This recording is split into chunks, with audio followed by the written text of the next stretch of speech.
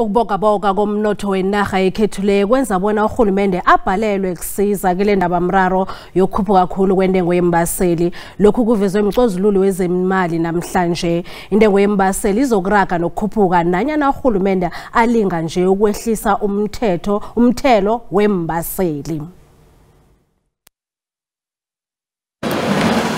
Esinye sezazi zeemakethe zeemali siyelelisa ngeenkhathi ezibudisi ezizako. Abatshayeli benkoloyi baragela phambili nokubetheka ngenkhwanyeni ngemva kokukhuphuka khulu kwentengo yeembaseli ngendlela ebebangakayilindeli mhlapha. Lokhu bangwa into engebizako all kunye nerand elibuthakathaka.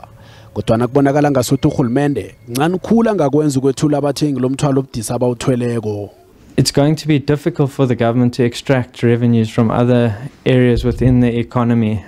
However, there are mechanisms that the government can utilize to lower the fuel price for consumers in South Africa. Umthetlo weembaseli ubhadela imali yengozi zendlela iref kunye nendleko zikarhulumende. Kodwa kulahleka imali emabhiliyoni ngenxa yokufakwa kwembawo zobukirikitshana kunye nobukhohlakali qobe eminyaka. Ngonobayeni wangomnyaka opheleleko, umthelo weref bowuyi-218 cent ilitha. Abatshayeli benkoloyi bathwele nzima ngaphasi kwegandelelo lokubhadela umthelo ophezulu ohlotshaniswa nentengo zeembaseli. If you can check, Botswana, Lesotho, they get the same petrol from South Africa, but it's cheaper that side.